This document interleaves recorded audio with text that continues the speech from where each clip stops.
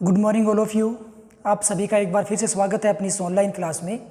अपनी last class में बात कर रहे थे हाइजेन तरंग सिद्धांत से परावर्तन और अपवर्तन के नियमों की व्याख्या की, और आज इसी कड़ी में अपने नए टॉपिक की बात करने वाले हैं जो कि होगा अध्यारोपण। तो सबसे पहले अपने जानेंगे अध्यारोपण क्या होता है और उसके बाद अपने समझेंगे व्यतिकरण को कि ये व्यतिकरण क्या होता है। तो सबसे पहले बात करें अध्यारोपण की, तो उसके लिए अपने पास दो तरंगे हैं जो एक निश्चित दिशा में संचरित होंगी। तो एक तरंग तो आपने ये मान लिया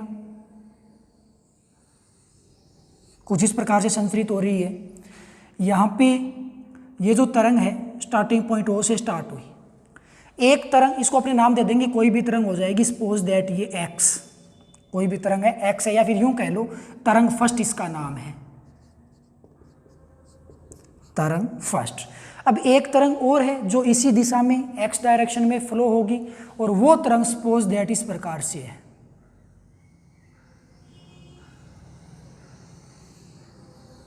ऐसा कुछ है, और इस तरंग का अपने नाम दे देते हैं तरंग सेकंड।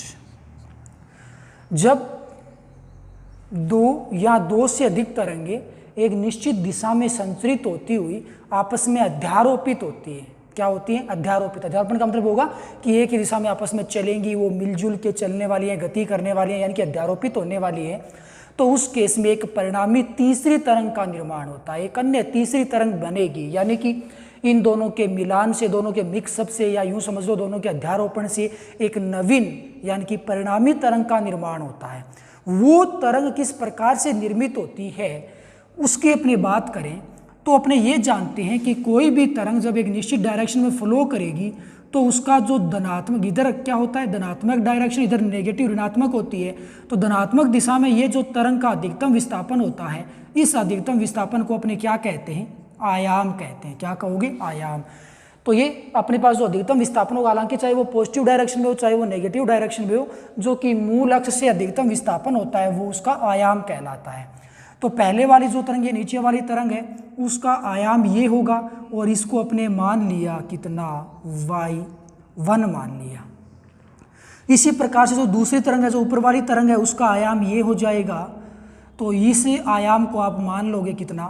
y2 मान लोगे। यानी कि अपने पास दो तरंगे हैं, एक का आयाम y1 है और दूसरे का आयाम y2 है। तो अध्यारोपण सिद्धांत क्या कहता है? अध्यारोपण सिद्धांत ये कहता है कि जो भी परिणामी तरंग बनती है उसका आयाम, किसका आयाम? जो भी परिणामी तरंग बनेगी उसका आयाम अध्यारोपित होने वाली सभी तरंगों, टोटल जितनी भी तरंगे होंगी, यहाँ पे अपने पास दो तरंगे हैं तो मैं यहाँ पे सभी की बजाय दो शब्द काम में लूँगा। तो अध्यारोपण सिद्धांत के अनुसार परिणामी तरंग का आयाम अध्यारोपित होने वाली दोनों तरंगों के आयाम के योग के बराबर होता है। मतलब ये हो गया कि परिणामी तरंग का आयाम यदि मैं r मान लूँ, उसका एम्पलीट्यूड r है, तो फिर इसका परिणामी मान होगा कितना? अध्यारोपित होने वाली दोनों तरंगों के आयाम के योग के बराबर होगा। सपोज दैट कि y1 है वो 2 सेंटीमीटर है, y2 है वो 3 सेंटीमीटर है। तो बच्चों जो परिणामी तरंग का आयाम होगा वो 5 सेंटीमीटर बन जाएगा। तो 2 सेंटीमीटर इतनी डिस्टेंस है, 3 सेंटीमीटर ये बड़ी वाली डिस्टेंस है, तो 5 कहाँ तक जाएगी? 5 यहाँ, इस पॉइंट तक लगभग हमें 5 सेंटीमीटर डिस्टेंस मिल जाएगी। तो परिणामी तरंग जो बनाओगे ना, वो उसके लिए एक पॉइंट हमें ये प्राप्त होगा। यहाँ पे क्या होगा आयाम परिणामी तरंग का? यहाँ पे दोनों तरंगों का आयाम 0 0 है, तो परिणामी तरंग का आयाम भी हमें 0 0 मिलेगा। इस पॉइंट पे आयाम हमें परिणामी तरंग का 0 0 मिलेगा। क्यों? क्योंकि इस पॉइंट के ऊपर जो दोनों तरंगे हैं वो यहाँ पे किस प्रकार से बिहेव कर रही है, उसका आयाम कितना है? 0 और 0 है। तो यहाँ पे परिणामी तरंग का आयाम है वो 0 0 में प्राप्त हो जाएगा। यहाँ इस पॉइंट के संगत अपने समझे आयाम को परिणामी तरंग के लिए, तो ये डिस्टेंस 2 सेंटीमीटर, ये डिस्टेंस 3 सेंटीमीटर, तो परिणामी तरंग का आयाम लगभग हमें यहाँ 5 सेंटीमीटर तक बनेगा या मिलेगा। यहाँ परिणामी तरंग का आयाम 0, यहाँ परिणामी तरंग का आयाम 5 सेंटीमीटर, यहाँ भी 0। इन बिंदुओं को जब आप मिलाओगे तो कुछ इस प्रकार से आपको एक परिणामी तरंग नजर आएगी। ये होगी जी परिणामी तरंग। कौन सी तरंग होगी? परिणामी तरंग। तो यहाँ जब भी परिणामी तरंग का निर्माण हुआ है तो उसने अध्यारोपण सिद्धांत का पालन किया है। कैसे कि बनने वाले परिणामी तरंग का आयाम अध्यारोपित होने वाली सभी तरंगों के आयाम के योग के बराबर होता है। यही अध्यारोपण सिद्धांत है और ये इसका स्ट्रक्चर हो जाएगा। अब अपने इस अध्यारोपण सिद्धांत के आधार पे अध्यारोपण सिद्धांत समझ के क्या होगा, परिणामी तरंग के लिए आयाम कितना होगा y1 प्लस y2, यदि और अधिक तरंगे होती क्या बन जाता प्लस y3 प्लस y4, इसी प्रकार yn तक, यानी कि सारे आयाम आपस में जुड़ करके परिणामी तरंग के आयाम को हमें प्रदान करते हैं। अब इसी के आधार पर अपने आगे बात करने वाले हैं कि व्यतिकरण क्या होता है। तो आइए बात करते हैं व्यतिकरण की। तो व्यतिकरण की परिभाषा को समझने के लिए मैं सबसे पहले व्यतिकरण की परिभाषा को यहीं पे बता देता हूं कि व्यतिकरण की परिभाषा क्या होगी, उसके बाद अपने व्यतिकरण को अच्छे से समझेंगे।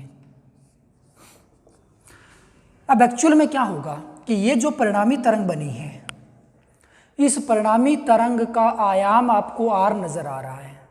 ओके, तो इस प्रत्येक तरंग के पास, जैसे कि हम जानते हैं कि ऊर्जा के आधार पे दो प्रकार की तरंगें होती है। एक तो होती है अप्रगामी तरंग और दूसरी होती है प्रगामी तरंग। अप्रगामी तरंग ऊर्जा रहित तरंग होती है, यानी कि उसके पास कोई ऊर्जा नहीं होती, लेकिन प्रगामी तरंग के पास खुद की ऊर्जा होती है। तो यहाँ पे ये जो तरंग है वो परिणामी तरंग है, वो एक प्रकार की प्रगामी तरंग है, यानी कि इसके पास अपनी खुद की ऊर्जा होगी, अपनी खुद की तीव्रता होगी।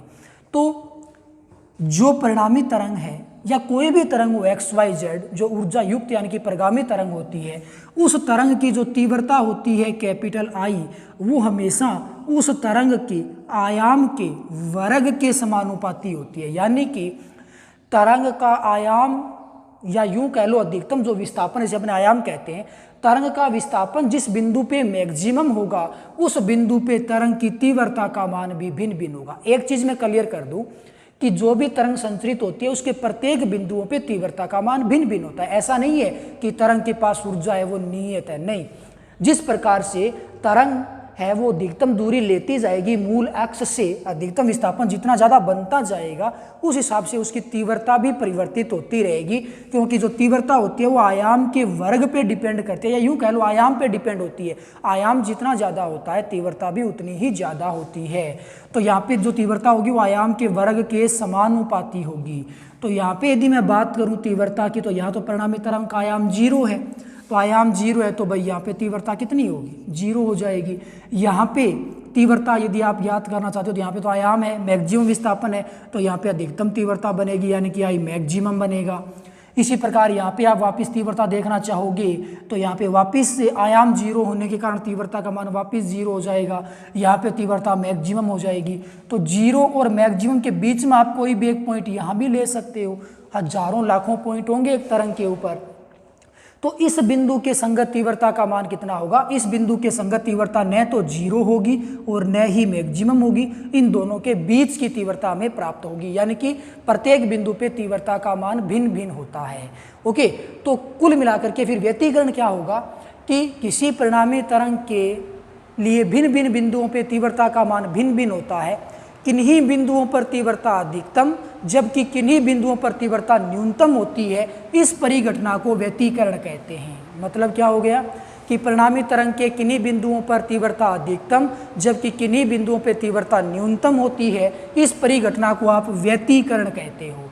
तो जिन बिंदुओं पे जो तीव्रता है वो मैक्सिमम होगी वो बिंदु संपोषी व्यतिकरण कहलाएंगे। क्या कहलाएंगे?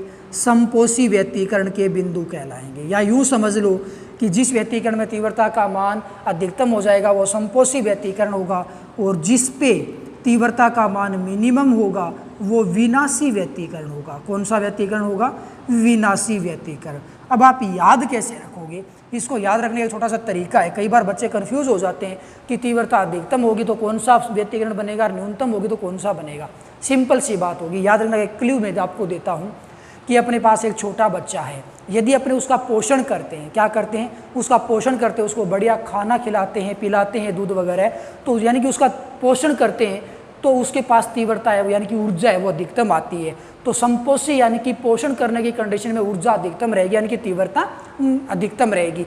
लेकिन यदि उसका विनाश कर दिया जाए, धीरे धीरे उसका खाना वगैरह कम कर दिया जाए, तो विनाश होने पर ऊर्जा का मान है वो धीरे धीरे क्या होता है, कम होता है, यानी कि तीव्रता कम हो जाती है, मिनिमम हो जाती है। तो विनाश यानी कि विनाशी व्यतिकरण में तो ऊर्जा यानी कि तीव्रता कम होती है, और पोषण करने में यानी कि संपोषी व्यतिकरण में जो तीव्रता होती है वो मैक्सिमम होती है। तो ये जब भी तीव्रता मैक्सिमम होगी तरंग की तो वो संपोषी व्यतिकरण बनेगा, और जब भी तीव्रता मिनिमम होगी उस केस में वो विनाशी व्यतिकरण बनेगा। ये तो सिंपल अपने संपोषी और विनाशी की डेफिनेशन को समझाए, आगे चल के अपने इसकी आवश्यक शर्तों को भी पढ़ने वाले हैं। तो फिलहाल अपने शुरुआत करते हैं व्यतिकरण के गणितीय विश्लेषण की, कि अध्यारोपण का सिद्धांत काम में आएगा।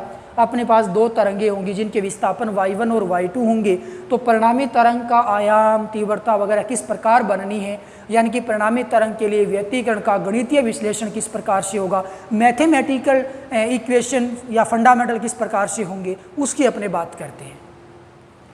तो नेक्स्ट अपने पास हेडिंग होगी व्यतिकरण का गणितीय विश्लेषण।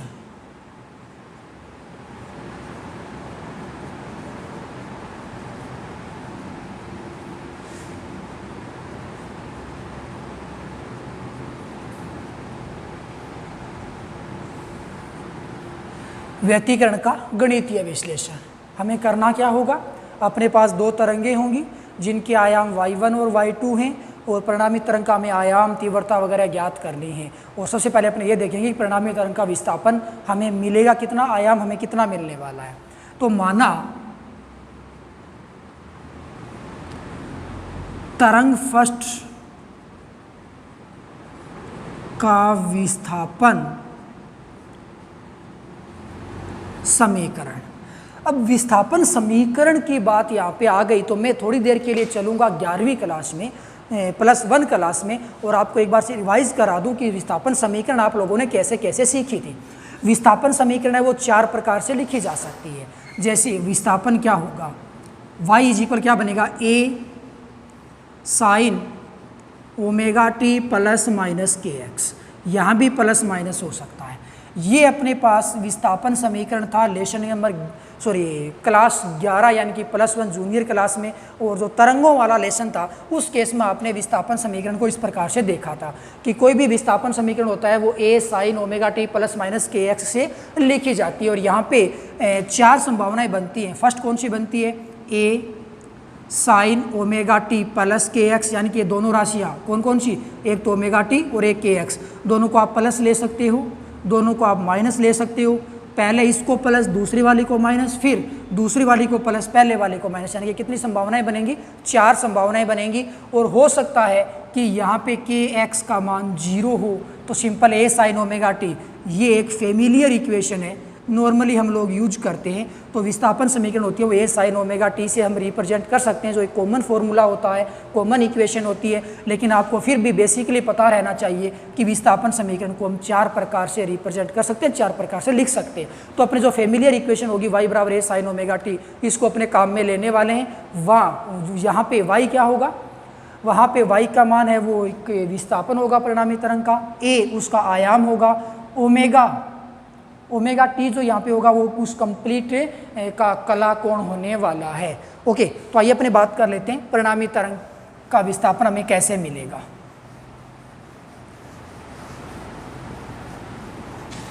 उसके लिए अपने तरंग फर्स्ट का विस्थापन समीकरण हमने यू मान लिया, पहली तरंग का विस्थापन y1 है।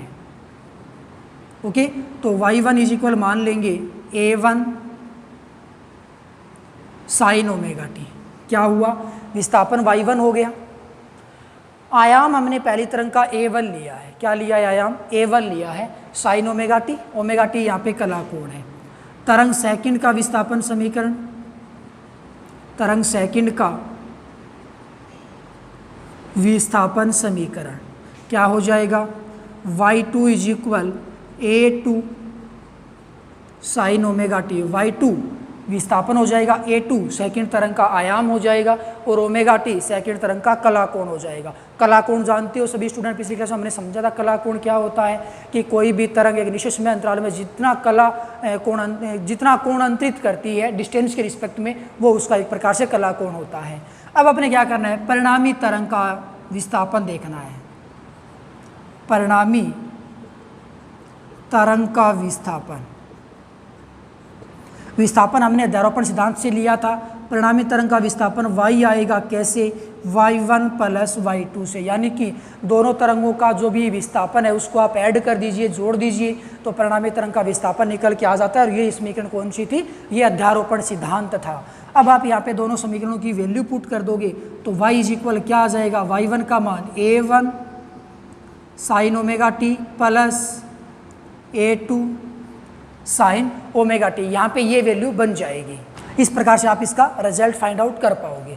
लेकिन अपने इसको थोड़ा सा और बेटर तरीके से समझने के लिए हम करेंगे क्या कि अपने पास जो भी समीकरण थी a sign omega T plus के एक्स, वहाँ पे अपने एक तरंग को सिंपली ऐसे रख लेंगे सिंपली, दूसरी तरंग में हम चाहे तो एक कला कोण उत्पन्न कर सकते हैं। फिलहाल यहाँ पे दोनों तरंगों के बीच में कलांतर है वो 0 है। हो सकता है अध्यारोपित होने वाली तरंगों के मध्य कलांतर 0 हो सकता है अध्यारोपित होने वाली तरंगों के मध्य कलांतर 0 ना हो, दोनों ही चीज़ें संभव है। 0 है तब तो सिंपली अपनी इक्वेशन चली रही है, कहीं कोई समस्या नहीं आएगी।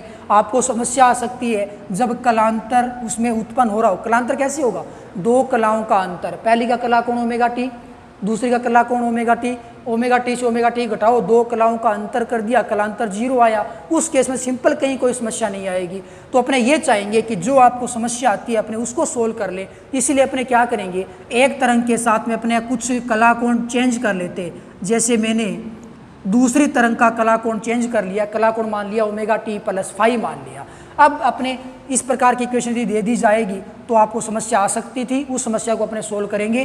तो दूसरी तरंग के लिए आप कला कोण साथ में मेजर कर लो ओमेगा टी प्लस फाइव, यानी कि अब इन दोनों तरंगों में कलांतर बता सकते हो कितना है। एक का कला कोण ओमेगा टी प्लस फाइव है, दूसरे का कला कोण ओमेगा टी है। तो पहले इसमें से आप इसको घटाओगे तो आपके पास बचेगा 5, यानी कि दोनों तरंगों के लिए कलांतर है वो कितना आएगा, 5 आएगा। चलिए आगे इसको अपने सोल्व करते हैं। तो अब आप क्या करोगे, सबसे पहले आप ये इक्वेशन देख रहे हो, साइन ए प्लस बी का फॉर्मूला लगा दो। साइन ए प्लस बी क्या होता है, साइन ए प्लस बी का फॉर्मूला याद है आप लोगों को। साइन ए प्लस बी क्या होता है, साइन ए कोस बी प्लस कोस ए साइन बी, ये फॉर्मूला होता है।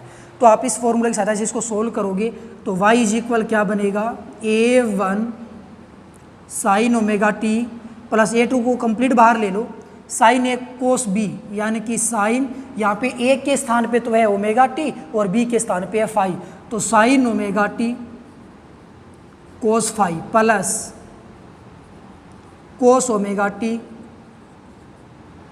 Sign five. Is that clear, okay. a2 को मल्टीप्लाई कर दो तो y इज इक्वल क्या बन जाएगा, a1 sine omega T plus a2 sine omega T cos five plus a2 cos omega T sine five. कुल मिलाकर के अपने पास ये इक्वेशन प्राप्त हो गई जिसके अंदर 3 इक्वेशन है, 3 समीकरण हैं। एक पद तो ये रहा, एक समीकरण पद ये रहा, दूसरा समीकरण पद ये रहा, तो कुल मिलाकर के 3 अपने प्राप्त हो चुके हैं। अब आप क्या करोगे, यहाँ से आप पहला और दूसरा पद देखोगे तो साइन ओमेगा टी यहाँ से कॉमन आ रहा है, तो कॉमन ले लोगे तो y इज इक्वल क्या बन जाएगा, यहाँ पे y इज इक्वल बनेगा साइन ओमेगा टी। यदि मैं कॉमन ले लेता हूँ तो ये हो जाएगा, यहाँ से बचेगा a1 और ये बचेगा a2 और साथ में कोस फाइव भी है, ये हो जाएगा a1 प्लस a2 कोस फाइव। ठीक है जी, प्लस आगे वाला पूरा पद सेम बचा रहेगा, a2 cos omega T sine five. ये समीकरण नंबर आप 3 इसको नाम दे दो। अब आप क्या करने वाले हो, यहाँ पे जो ओरिजिनल कला कोण था वो ओमेगा टी के पदों में था। किसके पदों में था, ओमेगा टी के पदों में। तो यहाँ पे आप अपने 3 की बजाय 2 समीकरण बना दिए, एक तो समीकरण पद ये रहा और एक ये रहा। इसमें से जिस के साथ में ओमेगा टी कला कोण है, मतलब कि साइन और कोस में से जिसके साथ भी कला कोण ओमेगा टी है उसको आप ओरिजिनल वैल्यू के रूप में रखोगे। बाकी जो भी आपको वैल्यूज दिखाई दे रही है उसके स्थान पे कुछ ना कुछ मानोगे।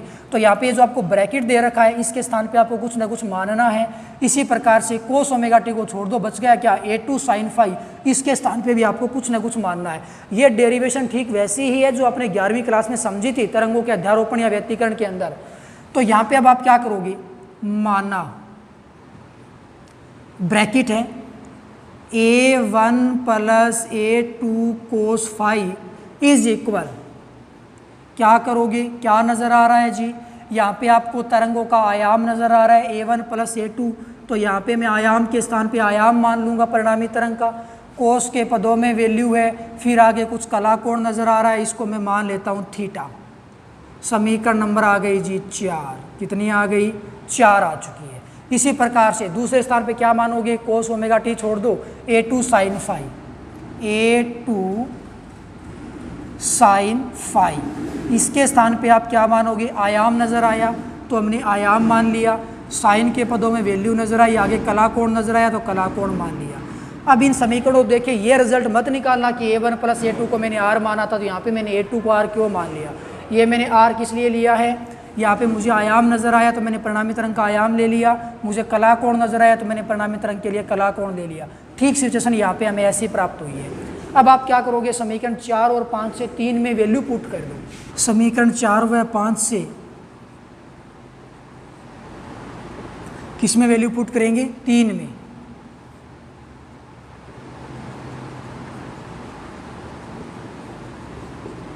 ओके, तो क्या बन जाएगा, y is equal sign omega T अपने पास में है ही, ब्रैकेट के स्थान पे रखोगे r cos theta plus cos omega T अपने पास है ही, ब्रैकेट बाकी बच गया a2 साइन फाई, वहाँ पे क्या लिख दोगे, r साइन थीटा, r को मैं पहले लिख देता हूँ, r साइन थीटा, r यहाँ से कॉमन आ जाएगा, बचेगा क्या, sign omega T cos theta plus cos omega T sine theta. ऐसा ही सूत्र नज़र आ रहा है, साइन ए कोस बी, कोस ए साइन बी, साइन ए कोस बी, कोस ए साइन बी, तो ये क्या बन जाएगा, साइन ए प्लस बी बन जाएगा। और यहाँ पे जो ए का मान है वो तो ओमेगा टी है, तो ये बन जाएगा साइन ए का मान ओमेगा टी और बी का मान यहाँ पे क्या है, थीटा है। तो समीकरण नंबर 6 अपने को कुछ ऐसी प्राप्त हो जाएगी। तो y बराबर क्या बनेगा, r sign omega T plus में थीटा, जहाँ y परिणामी तरंग का विस्थापन होगा, r परिणामी तरंग का आयाम होगा, ओमेगा टी प्लस थीटा परिणामी तरंग का कलाकोण होगा और थीटा यहाँ पे कलांतर हो जाएगा। तो ये अपने पास परिणामी तरंग के लिए समीकरण निकल के आ चुका है, जिसको अपने डेरिवेट करना था। तो दो तरंगों के क्या नाम बोलते हैं, विस्थापन समीकरण इस प्रकार से थे, तो परिणामी तरंग का विस्थापन समीकरण वो कुछ इस प्रकार से निकल के आया है। सो आज अपने सिर्फ इतना ही पढ़ेंगे, कल अपने बात करेंगे कि ये परिणामी तरंग का जो आयाम होता है, उसका जो कलांतर होता है वो किस प्रकार से निकलता है, और परिणामी तरंग की तीव्रताएं वगैरह है वो किस प्रकार से ज्ञात होती है। तो आज जब भी आप पढ़ोगे तो आपको ये दोनों समीकरण 4 और 5 कंठस्थ याद रहनी चाहिए, क्योंकि ये कल अपने जो भी वैल्यूज़ फाइंड आउट करेंगे उसमें आवश्यक होंगी। सो आज के लिए बस इतना ही, कल लौटेंगे नेक्स्ट डेरिवेशन के साथ। तब तक के लिए बाय, थैंक यू।